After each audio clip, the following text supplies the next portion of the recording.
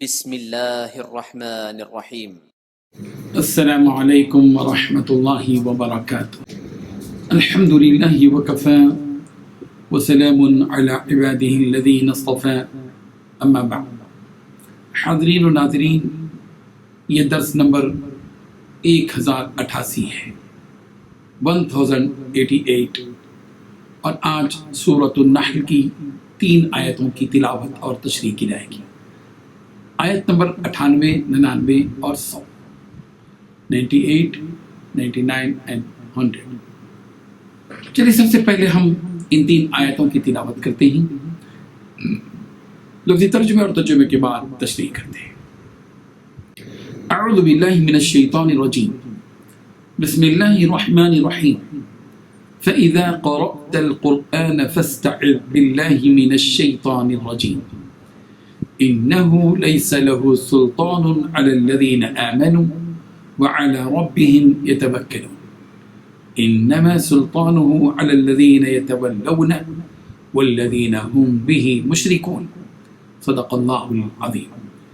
لفظی ترجمہ یوں ہے، فَإِذَا، چنانچہ جب، قرأت القرآن، آپ پڑھنے لگیں قرآن، فاستعذ باللہ، تو پناہ طلب کریں اللہ کی، من الشیطان الرجیم، شیطان مردود سے، انہو لیس، بلا شبہ وہ شیطان نہیں ہے، لہو سلطان، اس کے لیے کوئی غلبہ، علی الذین، ان لوگوں پر جو آمنوا، ایمان لائے، وعلی ربہم، اور اپنے رب پر یتوکلون، وہ بھروسہ رکھتے ہیں۔ انما سلطان ہو، اس کا غلبہ تو صرف علی الذین، ان لوگوں پر ہے جو یتولون، اس سے دوستی رکھتے ہیں، والذین ہم، اور ان پر جو بہی مشرکون، اس اللہ کے ساتھ شریک ٹھہراتے ہیں۔ ترجمہ یوں ہے، اور جب تم قرآن پڑھنے لگو تو شیطان مردود سے پناہ مانگ لیا کرو کہ جو مومن ہیں اور اپنے رب پر بھروسہ رکھتے ہیں، ان پر اس کا کچھ زور نہیں چلتا۔ اس کا زور انہی لوگوں پر چلتا ہے جو اس کو رفیق بناتے ہیں اور اس کے وسوسے کے سبب اللہ کے ساتھ شریک مقرر کرتے ہیں۔ ان 3 آیتوں میں 3 باتیں بتلائی گئی ہیں۔ پہلی بات، قرآن پڑھنے کے وقت شیطان مردود سے اللہ کی پناہ طلب کرو۔ دوسری بات، ایمان والوں پر اور اپنے پروردگار پر بھروسہ رکھنے والوں پر شیطان کا مطلقاً زور نہیں چلتا۔ تیسری بات، ہاں، شیطان کا زور تو ان پر یقیناً ہے جو اس سے دوستی رکھتے ہیں اور اسے اللہ کا شریک ٹھہراتے ہیں۔ بزرگان محترم، شیطان کو انسان کا کوئی بھی نیک عمل پسند نہیں ہے۔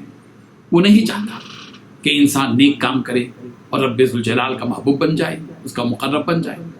وہ یہی چاہتا ہے شیطان کہ جس طرح وہ اللہ کی نگاہ سے مردود اور ملعون ہو گیا، انسان بھی اپنے عمل سے ملعون اور مردود ہو جائے۔ اس لیے شیطان انسان کے اچھے کاموں کے درمیان وسوسے پیدا کرتا ہے۔ شیطان نے حضرت آدم اور حضرت حوا علیہ السلام کو بھی وسوسے میں مبتلا کیا۔ فَوَسْوَسَ لَهُمَا الشَّيْطَانُ، سورۃ الاعراف آیت نمبر 20۔ پھر شیطان نے ان دونوں کے دلوں میں وسوسہ ڈالا۔ سورۃ الناس میں بھی یوں کہا گیا، من شر الوسواس الخناس الذی یوسوس فی صدور الناس من الجنۃ والناس، وسوسہ ڈالنے والے، پیچھے ہٹ جانے والے کے شر سے میں پناہ مانتا ہوں جو لوگوں کے سینوں میں وسوسہ ڈالتا ہے، خواہ وہ جن میں سے ہو یا انسان میں سے۔ جب یہ بات طے ہے کہ شیطان بندوں کے دلوں میں وسوسے ڈالتا ہے، تو پھر اس سے بچنے کا راستہ کیا ہے؟ شیطان کے وسوسوں سے بچنے کا فارمولہ یہی بیان کیا گیا کہ فَإِذَا قَرَأْتَ الْقُرْآنَ فَاسْتَعِذْ بِاللَّهِ مِنَ الشَّيْطَانِ الرَّجِيمِ۔ قرآن مجید پڑھتے وقت شیطان مردود سے اللہ کی پناہ طلب کرو۔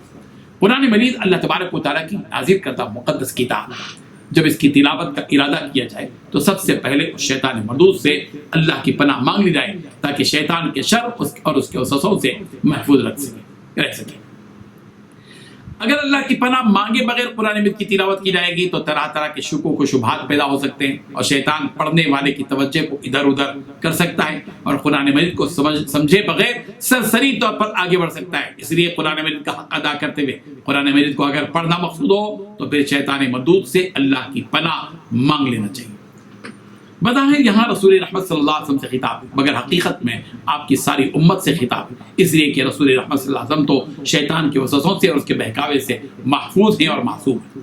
احناف کے نزدیک نماز کی ابتدا اعوذ باللہ من الشیطان الرجیم صرف ایک مرتبہ پڑھنا ہے، جبکہ شوافی کے نزدیک نماز کی ہر رکعت کے آغاز میں اعوذ باللہ من الشیطان الرجیم پڑھنا چاہیے۔ شیطان سے اللہ کی پناہ حضرت موسیٰ علیہ السلام نے یوں مانگی، قال اعوذ باللہ ان اکون من الجاہلین، سورہ بقرہ آیت نمبر 67 کہا کہ میں ایسا جاہل ہونے سے اللہ کی پناہ مانگتا ہوں۔ حضرت مریم علیہ السلام نے یوں پناہ مانگی، وَإِنِّي أُعِيذُهَا بِكَ وَذُرِّيَّتَهَا مِنَ الشَّيْطَانِ الرَّجِيمِ، سورہ آل عمران آیت نمبر 36 اور میں اسے اور اس کی اولاد کو شیطان مردود سے تیری پناہ میں دیتی ہوں۔ سورہ مومنون کی آیت نمبر 97 میں یہ حکم دیا گیا، وَقُلْ رَبِّ أَعُوذُ بِكَ مِنْ هَمَزَاتِ الشَّيَاطِينِ، اور دعا کرے کہ اے میرے پروردگار میں شیطانوں کی وسوسوں سے تیری پناہ چاہتا ہوں۔ شیطان کی طرف سے وسوسہ آنے پر اللہ کی پناہ مانگنے کا حکم یوں بھی دیا گیا، وَإِمَّا يَنزَغَنَّكَ مِنَ الشَّيْطَانِ نَزْغٌ فَاسْتَعِذْ بِاللَّهِ، اور اگر شیطان کی طرف سے کوئی وسوسہ آئے تو اللہ کی پناہ طلب کر لیا کرو۔ اب سوال یہ ہے کہ وہ کون لوگ ہیں جن پر شیطان کا زور نہیں چلتا، یعنی اگر شیطان اپنی طاقت ان پر لگانا چاہے تو اس کی طاقت وہاں کام نہیں دیتی۔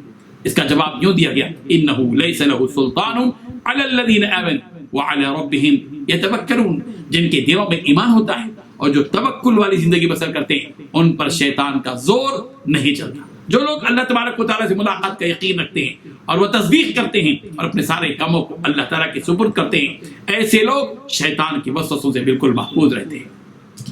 تو پھر شیطان کا زور کن لوگوں پر چلتا ہے؟ اس کا جواب دیا گیا، انما سلطانه على الذين يتولون والذين هم به مشركون، شیطان کا زور تو ان لوگوں پر چلتا ہے جو شیطان سے دوستی رکھتے ہیں، جو اس شیطان کی بات مانتے ہیں اور اللہ کو چھوڑ کر اس شیطان مردود کو اپنا دوست بنا لیتے ہیں، اور وہ لوگ بھی شیطان کی وسوسوں کی زد میں آتے ہیں جو اللہ کی عبادت میں شریک ٹھہراتے ہیں۔ اللہ تبارک و تعالی ہم سب کو شرک سے بچائے اور شیطان کی وسوسوں سے اللہ تعالی ہم سب کو محفوظ رکھے۔ وآخر دعوانا ان الحمد للہ رب العالمین۔